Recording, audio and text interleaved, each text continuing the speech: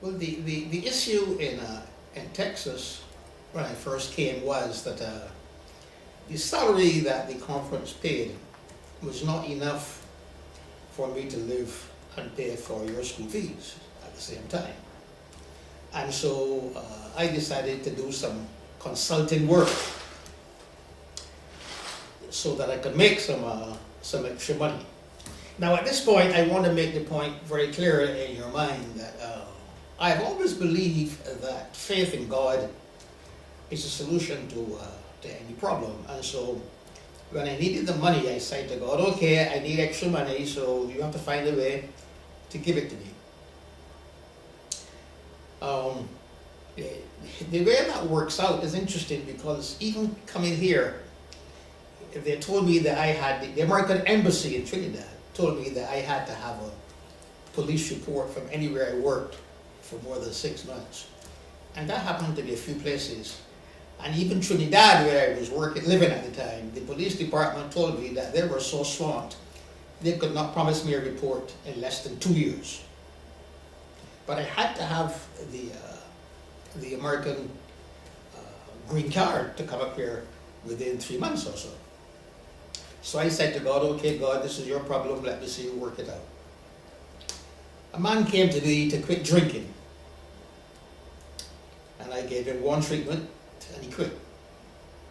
So his wife called me up and said to me, listen, people have been trying for years to get him off alcohol and did not succeed. How come you succeeded? I want to meet you. So she came to meet me, and when she came to meet me, I discovered that she worked at the American Embassy. And she said to me, forget the police reports, I'll get you through. And so she did. And I did not need the police reports in the case like that. So that was part of the whole idea of how I believe God operates. And so I said to God, all right, I need some extra money. Well, somebody in the audience during week of prayer, camp meeting, was in charge of the mathematics department in the Fort Worth school system. And he said to me, would you mind conducting a workshop on to teach mathematics teachers how to teach mathematics better with the psychology I heard you preaching about? So I said, okay. But when I got there, he had invited the principals of all the schools in Fort Worth to hear me. And when they heard me, they liked me and began inviting me to individual schools to conduct training courses for the teachers. And so I got extra money from the school system that way. And then one day, I said to myself, you know what, I'm feeling a little lonely here. There are no psychologists around for me to discuss things with. The ministers and the theology is a little too legalistic for me. I feel a little lonely. And so I wrote a letter to the Lighters Club in Timor. So I'm going to give a free lecture. And they said, okay, come for a 7:30 meeting in the morning. My lecture was how to handle difficult people. By the time I got back home, Margie told me, a man called and said to her, I have a master's degree in counseling, but I learned more from your husband in half an hour than I learned in my entire course. So can he come and talk to my staff for me? So I said, okay. So I went, and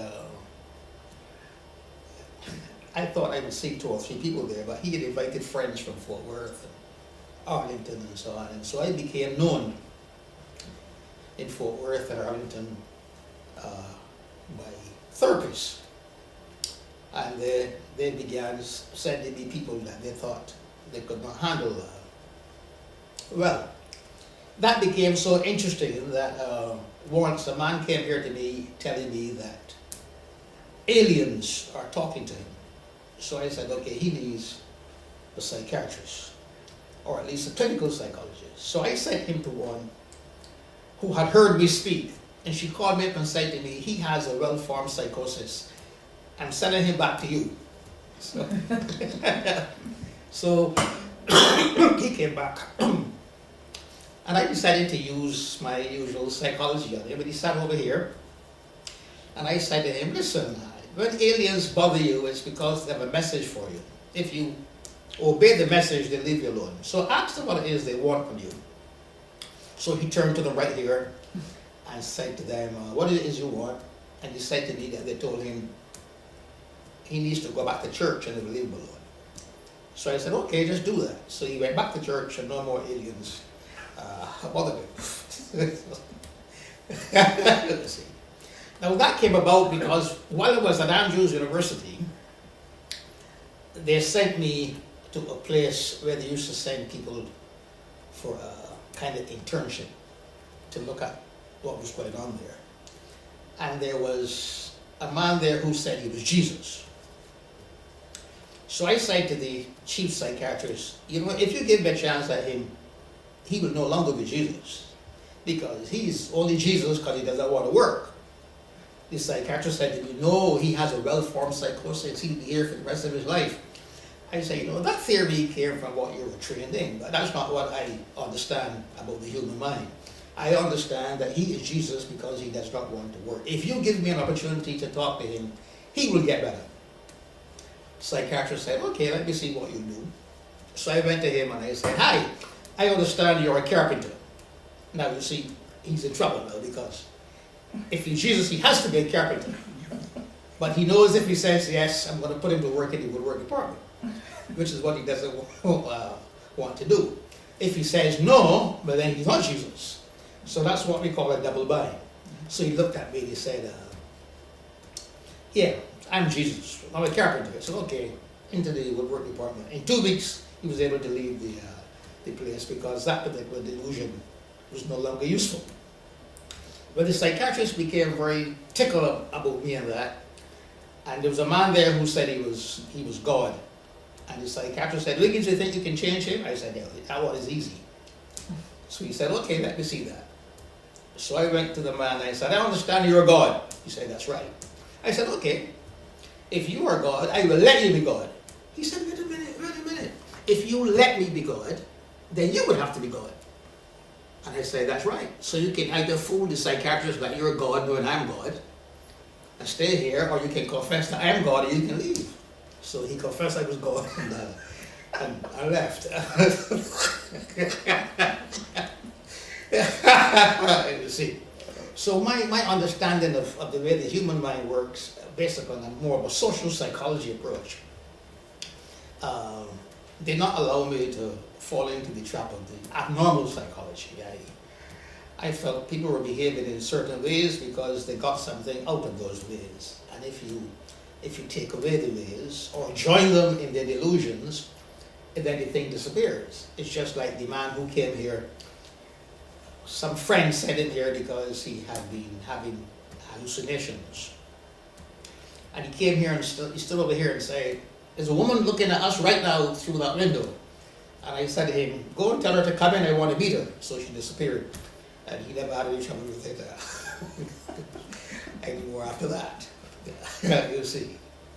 Well, what happened now after that was that the man who was in charge of finding guest speakers here in Cleburne told his friend who was in charge of that for the same Lions Club in Fort Worth, get Wiggins. And so they sent me to do a luncheon speech over there. And I went and I did that.